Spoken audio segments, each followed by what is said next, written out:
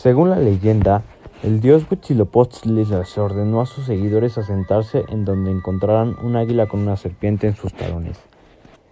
Eventualmente la ciudad de Tenochtitlan fue construida en medio del lago de Texcoco, usando una isla artificial. La vestimenta de los aztecas variaba de acuerdo a la posición social de la persona.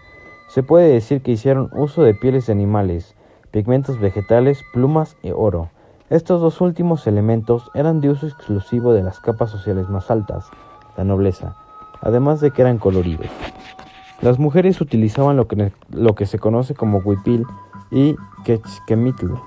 Técnicamente es una gran camisola que por debajo tiene una falda. Por encima colocaban una mantilla. Los hombres se vestían con un maxtle, un taparrabo, conformado por una tira de algodón que pasaban por las ingles y se ataban a la cintura.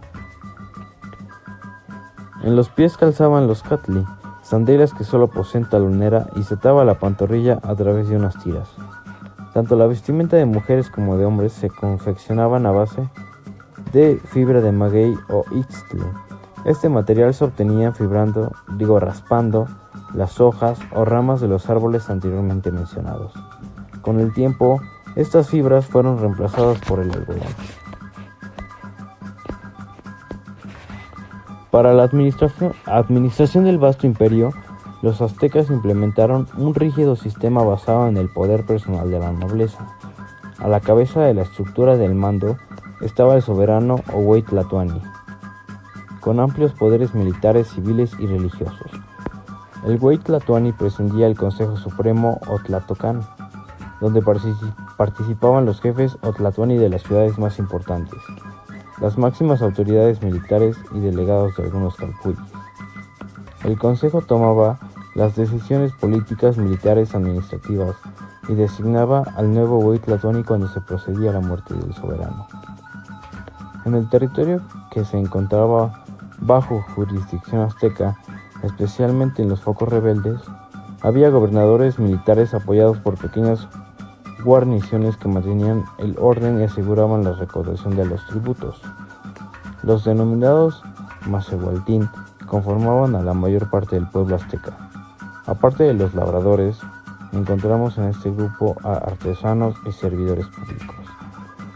Si bien los Macehualtín tenían la posibilidad de mejorar su situación social, destacándose en la guerra o el comercio, la movilidad dentro del imperio fue muy reducida. La unidad social básica en el mundo azteca era el calpulli, conformado por familias de Macehualtín que tenían antepasados comunes y compartían un territorio subdividido en parcelas comunales. Al frente de cada calpulli estaba el calpuyek, electo de por vida de los habitantes y en conformidad con el soberano azteca. Su principal tarea era el registro de todas las tierras de la comunidad y el control de las labores del cultivo. Por último, en la sociedad azteca existían los tlacoltli, quienes eran personas que por haber contraído deudas o haber cometido algún delito, trabajaban para un amo sin recibir ningún tipo de pago. A pesar de que esta condición los asemeja a la de simples esclavos, en la mayoría de los casos, el trabajo finalizaba cuando la deuda o el delito se consideraban pagados. Aquellos tlacotli que reincidían podían llegar a ser sacrificados para los dioses.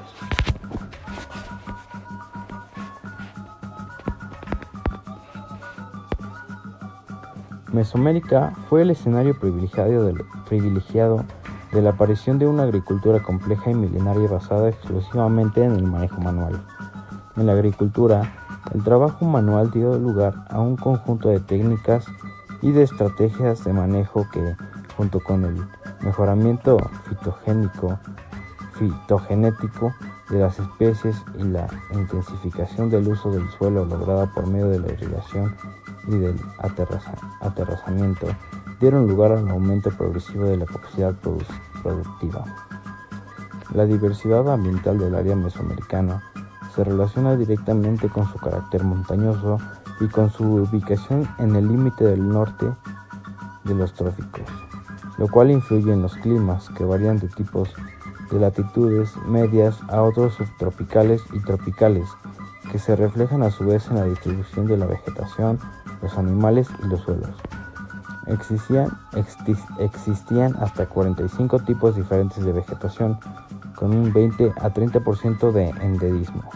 Esto quiere decir que solo se daban en ese lugar. Desde las chinampas hasta los cultivos de terrazas, los aztecas planificaron y organizaron su agricultura y trabajaron en el beneficio de la agricultura. Las chinampas. La palabra chinampa proviene del náhuatl chinampan, que significa en la cerca de cañas, y es un método de cultivo que utiliza áreas pequeñas y rectangulares para cultivar en los lechos de los lagos poco profundos del Valle Mexicano. Las chinampas eran esencialmente islas artificiales creadas para los cultivos. Se delimitó un área en el lecho del lago, generalmente de unos 32 metros y medio. Una vez que el área estuvo cercada, los agricultores la cubrieron con un barro, sedimentos y vegetación en descomposición hasta que estuvo por encima del nivel del lago. También se plantaron árboles en las esquinas para ayudar a asegurar el área. Estas islas producieron un suelo fértil para los cultivos con fácil acceso al agua. Los agricultores utilizaron canales entre las islas para llegar a cada zona en canoa. Las ventajas de cultivar en las chinampas son varias. Por una parte, la tierra es muy rica en materia orgánica. Gracias al tipo de suelo, se tiene una gran cantidad de minerales. Además, se tiene agua a mano todo el año y el lago mantiene una temperatura más constante que en las olas aledañas. El lago de Xochimilco y sus chinampas, diseñadas por los agricultores aztecas, fueron declarados por la UNESCO en 1987, Patrimonio de la Humanidad. Terrazas.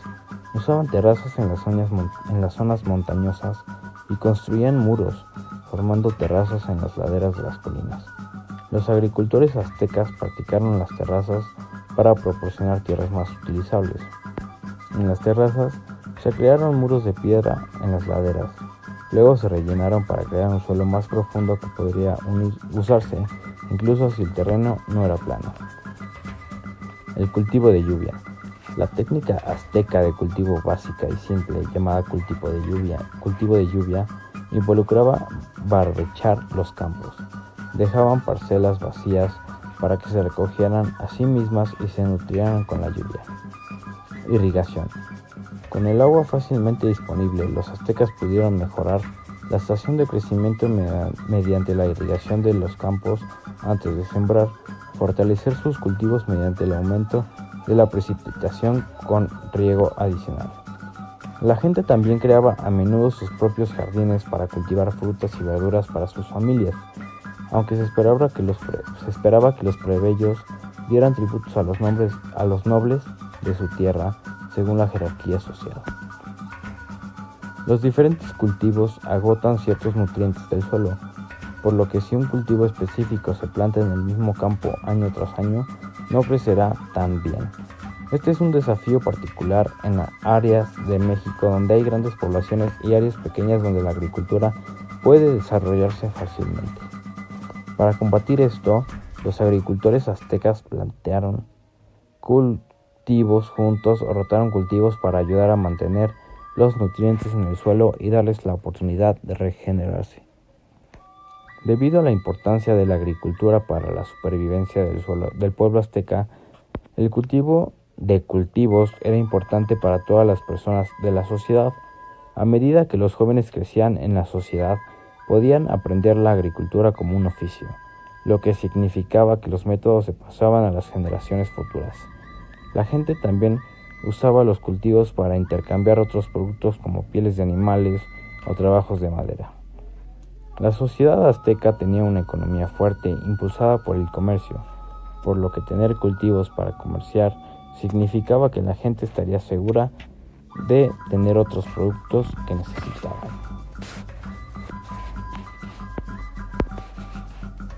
Sus principales cultivos eran el maíz, frijol, calabazas, ají, algodón, cacao y jitomate.